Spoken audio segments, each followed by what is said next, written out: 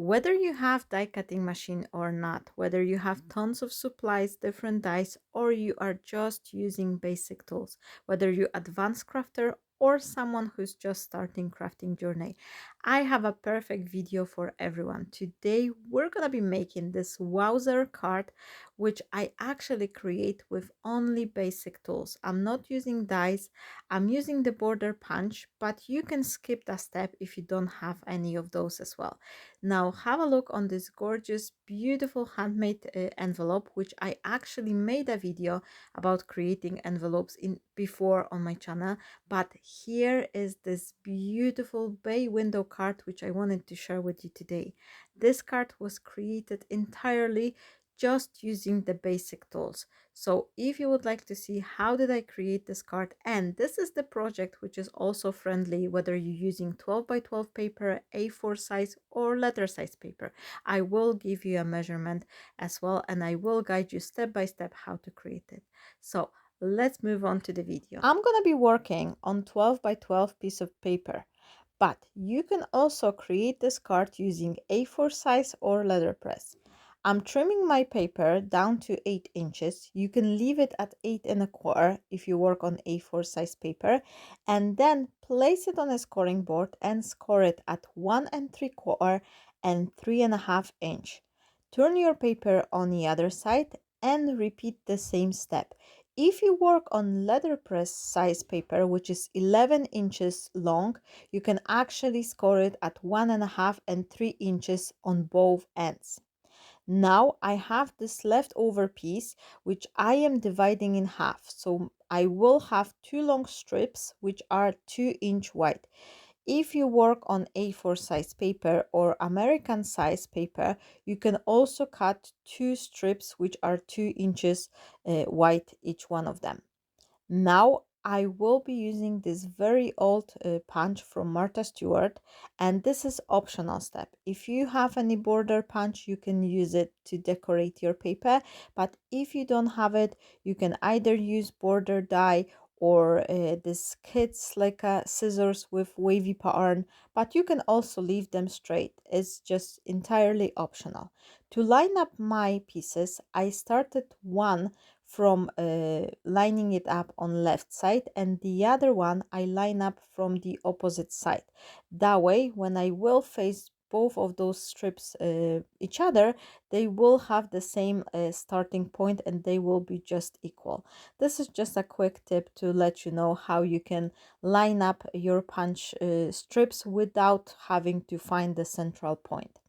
Here I am placing both of those strips on my scoring board, and I am scoring them accordingly to my card base. So if your scoring lines were 1 3/4 and 3 1/2, you repeat the same step. And if you were scoring at 1 1/2 and 3, you create the same scoring line on both of your strips and both sides as well. So you actually need to score it like on both ends on each one of those strips. And once you place them back on your card base, they should line up perfectly. For my today's card, I will be using the collection, and this is actually the free printables which I was sharing with you.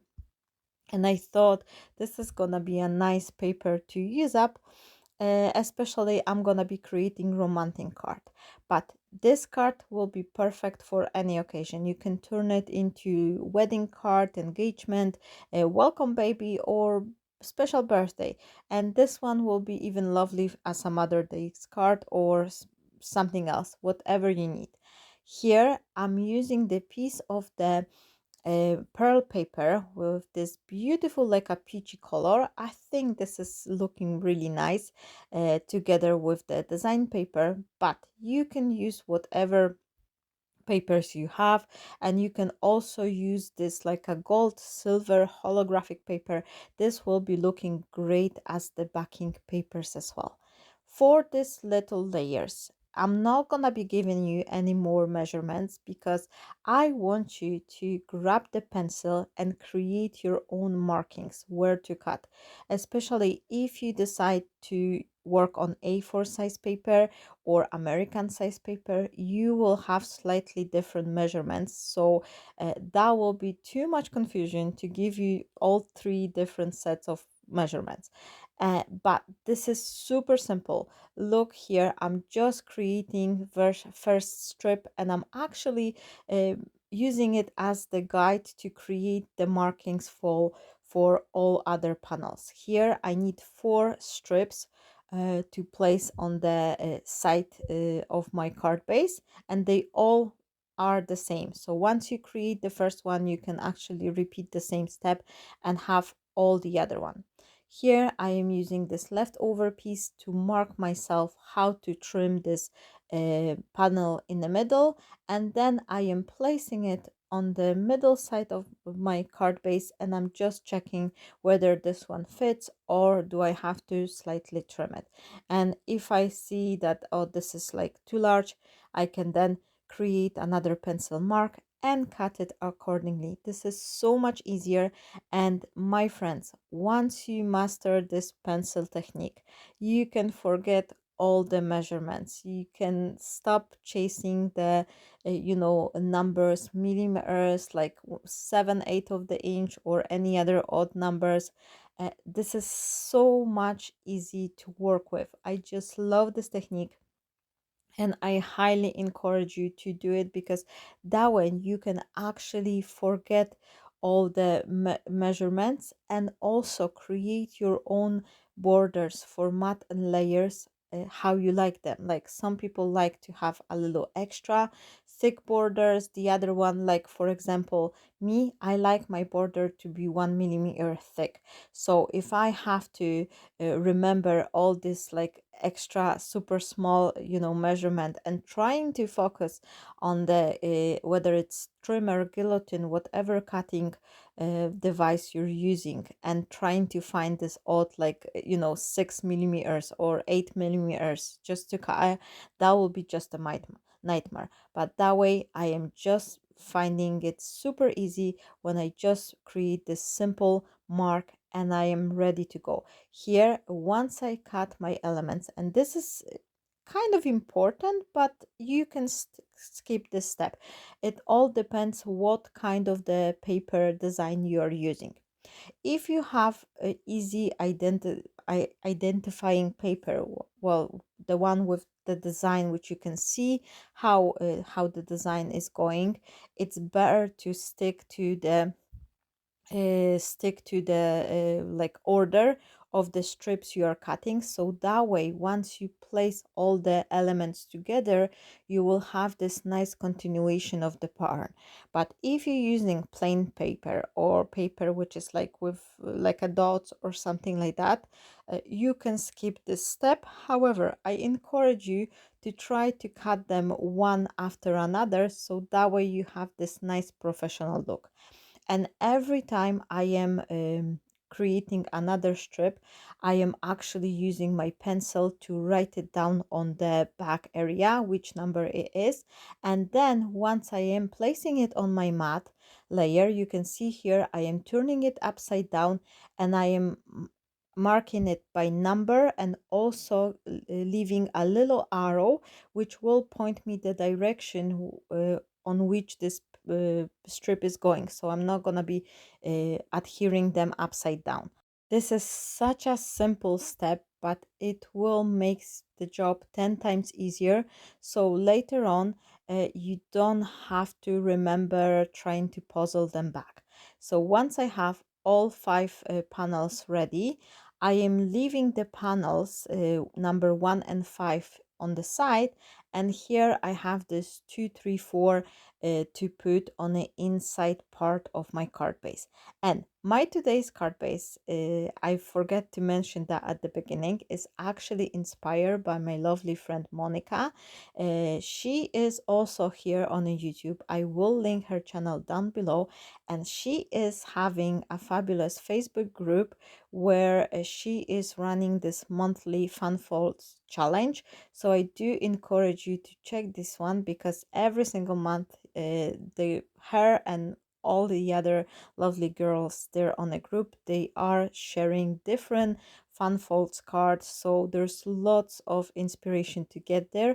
And what is I've noticed, this is super fun, that every time I see the video, like different the same card from Monica and her friends, and my friends as well, they are also changing the different sizes. So for example, this window bay card, which is inspired by her, uh, my other friend Monica has created different card in the same style card, but in different sizes. Same, my other friend Katarina, she also created, because I've seen all three videos and each one of them is giving you slightly different measurements. So I do encourage you to go to have a look on the group as well as the YouTube videos. I will link them down below in the description area. So here I am placing all three panels, and because I have these markings, how shall I put my strips? It's so easy. And look on that, you have this continuation of the pattern, which I think this is just making your cards looking super professional. So even if you are a beginner, if you're just starting your crafting adventure, this is the way to go. This will instantly elevate your cards to the next level. So here I have two strips to put on the left and right side, but before I'm gonna adhere those, I need to dress up this little strips. So for that, I'm gonna be adding the design paper and my matten layers only to the three panels on the inside. So I just need three little ones. And again, I'm not gonna be giving you measurements, because if you're working on a 12 by 12 paper, A4 size or letterpress, you will have slightly different rectangles to cut. So just grab your pencil, just create those little dots, and you can use eraser later on and no one will see you have those markings. This is just great. You can create any type of the mat and layers. And here, because we are creating two same size little rectangles, I can then quickly use first one as the guide to cut the to cut another one, and this little longer strip for this middle section as well. I'm just checking whether this one need to be trimmed, and I'm creating a very teeny tiny dot here, and I'm placing it on my guillotine, and I don't even have to look on this ruler with all the measurements. I can skip this. This is, I was always getting tired with too many layers, too many measurements, when you have to go through all of that and remember and do not get confused, or if you made a little mistake, everything is off.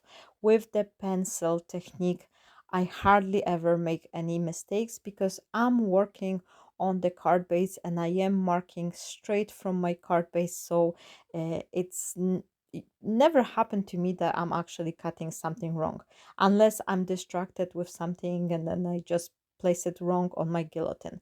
But creating those pencil marks is give me so much more accuracy, and it's taken away all this brain work of remembering the measurements. Once I cut all my matting layers, I can now create those little extra pieces with the design paper. And my friends, I know that this looks tedious, that there's a lot of work, but believe me, this is not as much time consuming as you think. But if you create the card like that, where you have all those little details, like everything is matte and layer, this is gonna be looking so beautifully. And this is such a special like wowzer effect you can really achieve by using this simple method of cutting mats and layers for all your panels. You can of course skip the step. You can use one design paper without matting layers, or you can use the plain cardstock. If you don't have any design paper, you can actually cut the layers with the plain cardstock. And if you would like to add a little extra elegance to your plain paper, you can use the embossing folder and create this lovely like embossed design on your strips. This will be looking great as well. And then when working with the plain paper, you can run them through the embossing folder and grab a little extra ink and maybe just color the edges. That will be looking nice as well. There's so many different possibilities on how you can finish off this card. You not necessarily need to use the design paper or printable papers like I am using here. You can grab whatever you have. And for this method, it you can actually use up your scrap pieces as well if you've got lots of the scraps from the same paper because you were creating different cards. You can use those and use them up on those little extra elements. And your strips, your elements, they not all have to be from the same paper as well. You can mix and match them to create the colorful effect. I like my card to be elegant, and I think that the best results will be given when you create all the layers from the same design paper like here. But if you're creating like a welcome baby card or the birthday card, you can actually use different section, like different color paper in different sections, so that way you can use up your scraps as well, and that will be working great as well. So here, once I have both of my strips dress up, I can adhere them to the card, and I am just adding the glue to this teeny tiny bit at the end, and I am just adhering it till the last this like a white area, and I'm trying to line up the corners. So just make sure that the corners of your paper and strips are matching, and then press firmly. I always like to use my bone folder to help me to kind of smooth the surface. That way I am minimizing the risk of having any glue lumps staying underneath the paper, which then later on are causing your paper to warp. And one more tip, if I can give you, if you're working with lots of different like elements like on the card like that, when you have lots of different panels to dress, I highly recommend you to work with the liquid adhesive rather than tape. If you're gonna be working with the tape, you would have to put the tape all around four sides of each of those elements. And if you're using those like a quick glue runners, and you will just run it through the center part, all the edges will be sticking out, and that's not gonna be looking very neat. After you open up and close your card a few times, you will have all the corners sticking out from all these layers. So I highly encourage you to work with the liquid adhesive, and once you place your liquid adhesive, make sure you actually add it to all four corners, so that way it's nicely adhere. And quite often what I like to do, I am just smearing my glue with my finger, making sure I exactly smear around the corner so everything is nicely adhere and I don't have any paper sticking out. And again, once I press my strip with my hand, I am using this bone folder to really press it down, so that way all the glue lumps are kind of spread out and my cards are not warping. And as you can see, each one of those strips has number and an arrow, so that's really taking all the job away from me. I don't have to think anymore like which direction shall I put my strips, so they will nicely puzzle back. And once all these pieces are adhere to the card is really getting this wow effect. We haven't even started decorating the card, but this panel on its own, this is looking lovely. And here you can see how the card will stand out. And as I've mentioned, this is this bay window card, which is super elegant, and this is for everyone. You don't really need a die cutting machine, you don't need access to any, tools here.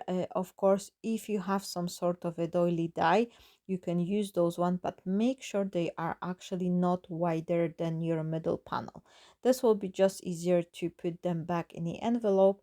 And if you will have some pieces sticking out from outside your panel, they could be getting squished, and they're not gonna be looking nice. Here I'm using the paper doily, and I also have this very old tool. I think this one has like 20 years at least. So this is super fun to create the circles, but you can use circles, you can actually use the saucer, little cup, whatever you have. You don't really need to have circle dice, but if you have circle dice, by all means, like, just use them. Cut a little frame which will be matching to the size of your focal point. Here I am using one of these ephemera elements, this beautiful couple, but if you don't have printables, if you don't use it, you can also use another focal point, dependingly what occasion you are using, you are making this card for. And this is also a great space to add a photo. So for example, if it's anniversary card or something, you can actually add a little wedding photo or a baby photo, whatever it is. So here I hand cut this circular frame, but as I mentioned, you can use the dice as well. And now I will be dressing it up with this lovely ribbon, and the ribbon I'm using here, this is organza one with this beautiful golden edge. But you can also use the satin ribbon or grossarian ribbon. Any kind of a ribbon will be looking great here. The only one thing you have to remember is that if you work with this organza ribbon, which is see-through, I rather recommend you to use the white card underneath. So once you wrap your ribbon, you will have this nice color, because if you use something darker or any other, like, colored paper, you may not have the same color as on the ribbon, because this one is see-through. And you just loop it through like one piece by another one, and you just trying to keep the similar distance once you loop your ribbon. And then once you finish, you can decide which side you like better, and then adhere this last bit using the hot glue. So here I'm trying to see both sides, how do I like which side is looking neat. And then I am adding a dash of the glue. I am folding my ribbon, just making sure it's the glue will catch, and then I'm just trimming the remaining bit of this organza ribbon, and I have this beautiful frame to add to my focal point. So I'm gonna be using the one on this printable, but I actually have one which I've already cut it earlier, so this is what I'm gonna be using. I'm adding the hot glue all around my frame, and then I am just adhering it on the top of the focal point. And these frames, this is something I do pretty much off quite often whenever I create some sort of a luxury card, and especially for postage. These are great for a postage because they are not taking too much space, but they are adding such a nice elegance. And here, because these paper doilies are quite thin, I'm using two layers together. I gently separate it from the bottom side, but not entirely, so they will kind of match up later on. And then I just glue two pieces together. To adhere my focal point, I actually need a piece of the acetate, and I couldn't find the bigger piece. The only one I found was too short, a little bit, so I'm just cutting it diagonally across the panel, so I will kind of make it a little bit longer. And here is one thing I need to warn you. Do not make the same mistake as I did a few years ago. I was creating beautiful Christmas ornaments with the acetate, and acetate was kind of milky, and I put everything together. I add embellishment, and only then I realized that this kind of like a milky effect on acetate is actually the result of still having the protective film. So make sure you actually take this one away, because if your acetate doesn't look like 100% clear, this means that it's probably covered with this protective film, which you have to take off before you will adhere it to your card or to your project. So here I'm adding this little strip. I think it's like around 1 inch. I haven't even measured that. I was just panicked because when I couldn't find the long piece of the acetate, I was like, oh, what am I gonna do? So I just cut this one diagonally, and here I'm adding a teeny tiny dash of the glue, and I'm just pressing my napkin. And as I've mentioned, if you have beautiful dies, you can add the dies. And also, if you have the corner punch, there is a video on my channel where you can create this lovely doily using the corner punch, which I'm finding this is super cool as well. And if you have matching border and the corner die, you can create the matching set as well. Here I had this leftover a piece of the ribbon which I cut from this big roll. So I've decided I'm gonna be creating a little bow from the ribbon.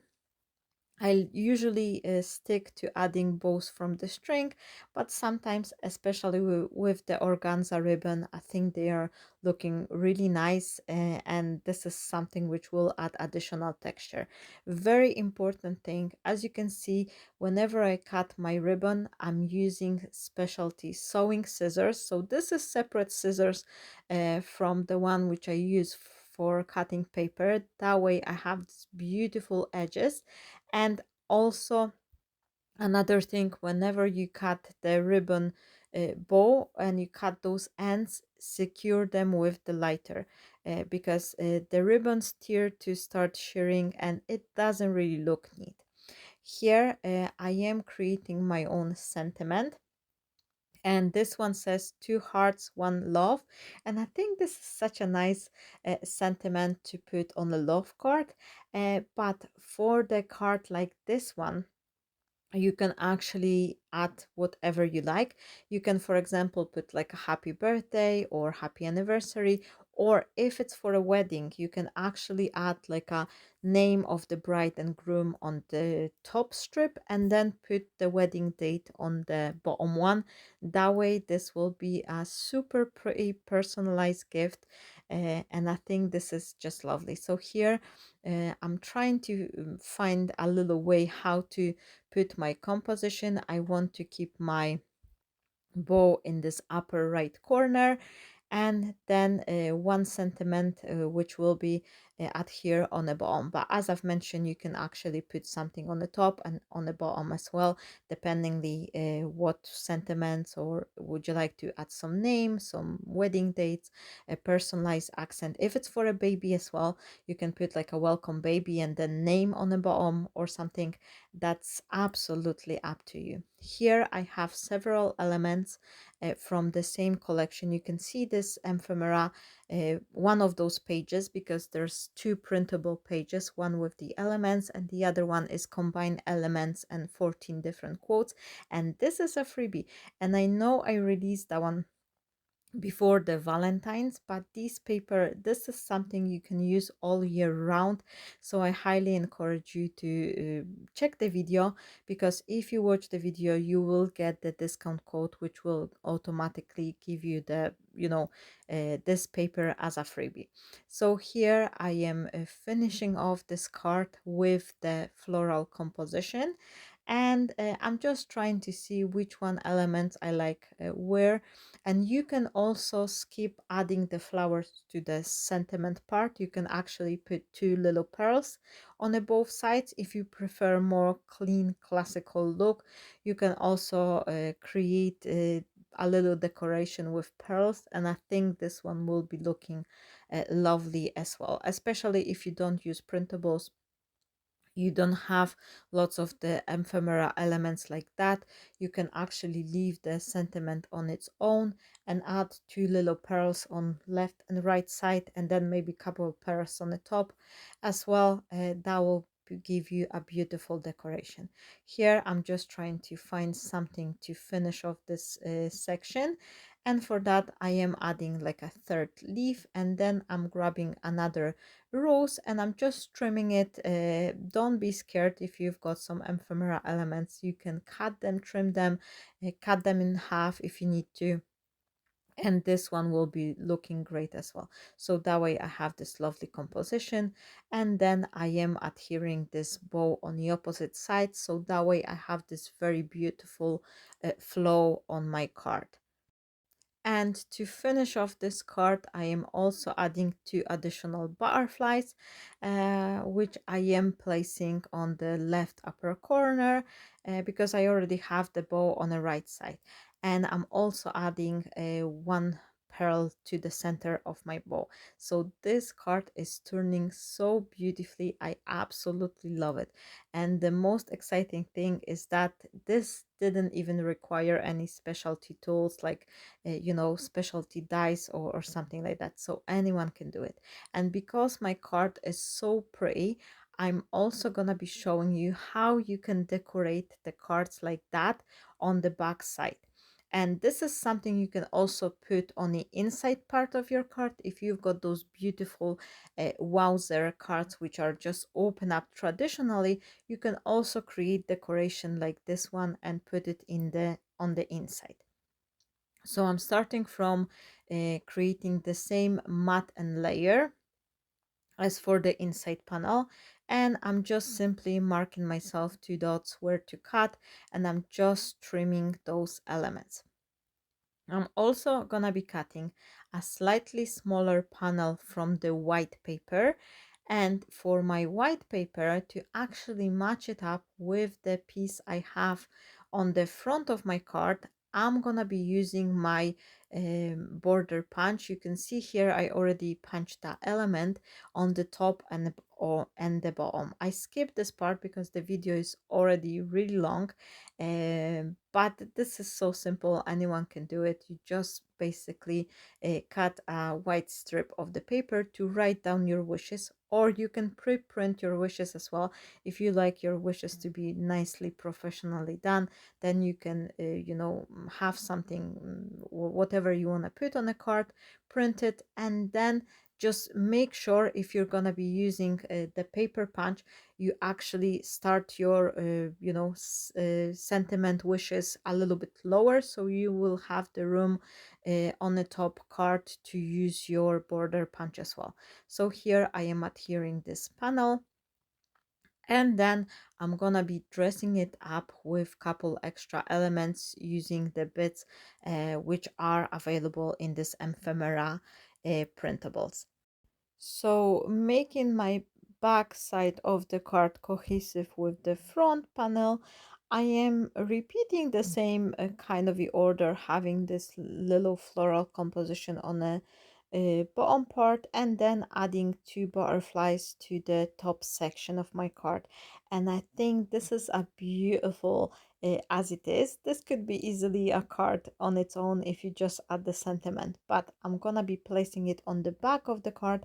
And as I've mentioned, this is also a great way to finish inside portion of your traditional cards as well. So here I am adding adhesive. I am firstly trying to see how to place it like so it's nice and even, and then I am securing it and I'm putting my card upside down, well actually the front side up to say, and then I am pressing firmly because I don't want to squish this ribbon bow. So for that I rather press it from the other side, and then I'm only pressing around the edges. So here is the final look of the card, and this is the handmade envelope which I've created on different video. I'm actually creating different envelope with different papers, but this exactly a same sizes actually matching. So you can watch the video with the envelope if you would like to find out how this one was created. So this was my card for today. I hope you enjoyed this video. I know it's a little bit longer, so let me know in the comment if you'd like to see more videos like that, or you prefer more simpler cards, something for more quicker solution. The last final look here, and of course please don't forget to give a like, to share, to write down the comment, and I love to read your message. I hope to see you shortly. I will have another video coming, so stay tuned and don't forget to click the notification bell so you're not gonna be missing it. Stay blessed, my friends. Happy crafting, everyone, and bye bye.